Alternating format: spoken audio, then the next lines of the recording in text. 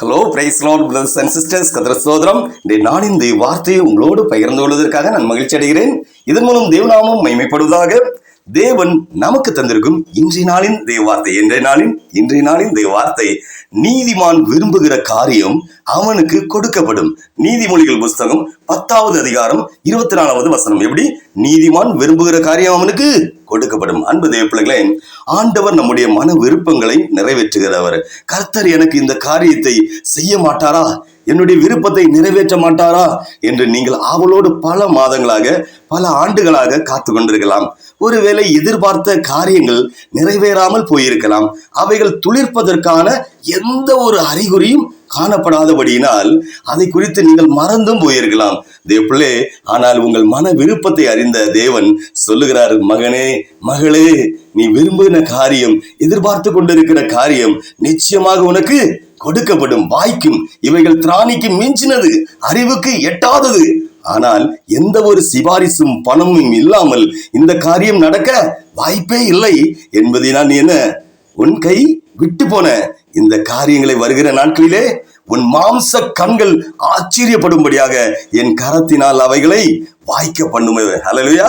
என் கரத்தினால் அவைகளை வாய்க்க பண்ணும்போது உன் வாய் நகைப்பினாலும் உன் இருதயம் மன மகிழ்ச்சியினாலும் பூரிக்கும், சந்தோஷிக்கும். ஹல்லேலூயா.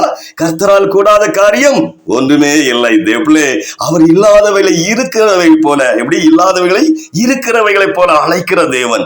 அவர் உங்கள் மன விருப்பத்தின்படியே தந்தருளி உங்கள் ஆலோசனைகளை எல்லாம் நிறைவேற்றுகிற தேவன். ஆகவே தேவ சித்தத்தின்படி நீங்கள் விரும்புகிற எந்த ஒரு காரியத்தையும் தேவ சமூகத்திலே இன்றைக்கு நீங்க சொல்லுங்க.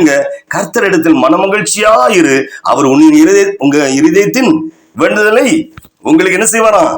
அருள் செய்வார். தேவ பிள்ளைகளே, நீ விரும்பினதை கேள் என்று கர்த்தர் சாலோமோனிடத்தில் கேட்டபோது, அவன் தன் தேசத்தை ஆளுகிறதற்கு ராஜாவா இருக்கலாம், தன் தேசத்தை ஆளுகிறதற்கு வேண்டிய தேவ ஞானத்தையும் விவேகத்தையும் கேட்டான்.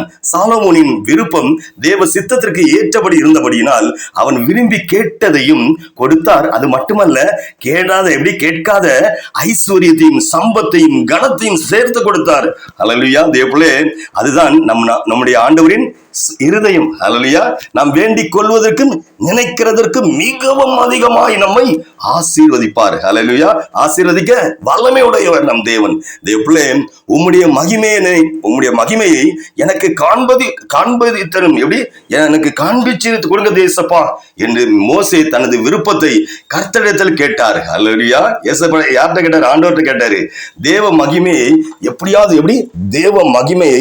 எப்படியாவது காண வேண்டும், பார்க்க வேண்டும், அந்த மகிமையினால் அளவில்லாமல் நிரப்பப்பட வேண்டும் என்று மோசேயின் வாஞ்சியாய் இருந்தது.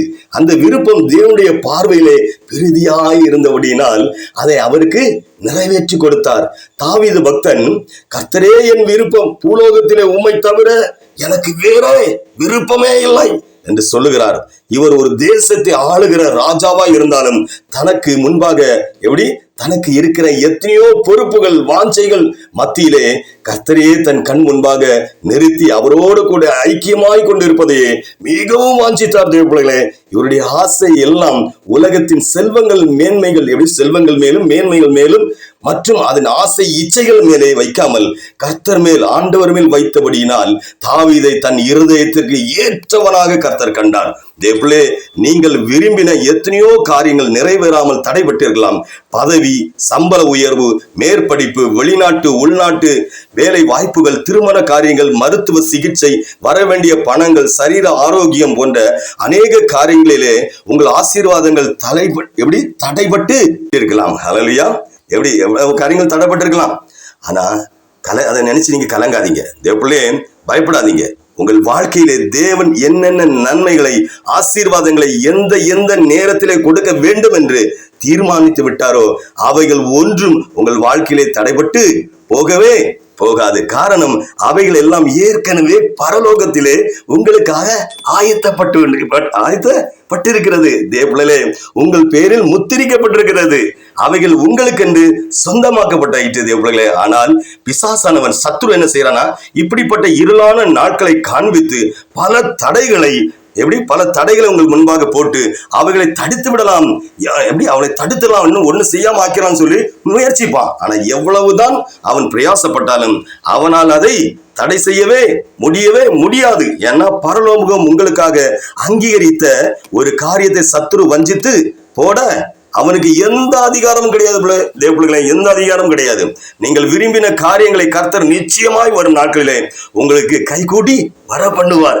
தாமதித்தாலும் அதற்காக காத்திருங்கள், நிச்சயமாகவே அது வரும். அல்லேலூயா. உங்க விசுவாசத்திலே தளர்ந்து போகாதீங்க தேவப்பிள்ளைகளே. ஏற்ற காலத்திலே கர்த்தர் தீவிரமாய் நடப்பிப்பார்கள். அல்லேலூயா. சோர்ந்து போகாதீங்க. நீங்க விரும்புகிற காரியத்தை வாய்க்க செய்வார். இனி அவரிடத்தில் ஜெபிப்போமா? ஜெபம். நீதிமான் விரும்புகிற காரியம் அவனுக்கு கொடுக்கப்படும் என்று வாக்கு தந்த எங்கள் அன்பின் ஆண்டவரே, இயேசப்பா தெய்வமே, ஸ்தோத்திரம், நன்றி ஆண்டவரே. இந்த நாளிலும் ஆசீர்வாதங்கள் தடைப்பட்டிருக்கும் ஒவ்வொரு ஆண்டவரே, ஒவ்வொரு குடும்பத்திலும் ஆண்டவரே, ஒவ்வொரு குடும்பத்திலும் ஆசீர்வாத தடையாக இருக்கும் எரிகோ கோட்டையை போல உள்ள தடை கற்களை உடைத்து ஆசீர்வதிப்பீராக என்று இயேசுவின் நாமத்தில் ஜெபிக்கிறேன் ஜீவனுள்ள பிதாவே. ஆமென், ஆமென். இயேசப்பா அதுபோல இந்த நாளில் இந்த செய்தியை கேட்டு ஆண்டவரே, இந்த நேரம் இந்த செய்தியை கேட்டு ஜெபிக்கிற இவர்களையும் இவர்கள் குடும்பங்களையும் ஆண்டவரே பேர் பேராக ஆசீர்வதிப்பீராக என்று மீட்பர் இயேசுவின் நாமத்தில் ஜெபிக்கிறேன் ஜீவனுள்ள பிதாவே. ஆமென், ஆமென், ஆமென். அல்லேலூயா, அல்லேலூயா.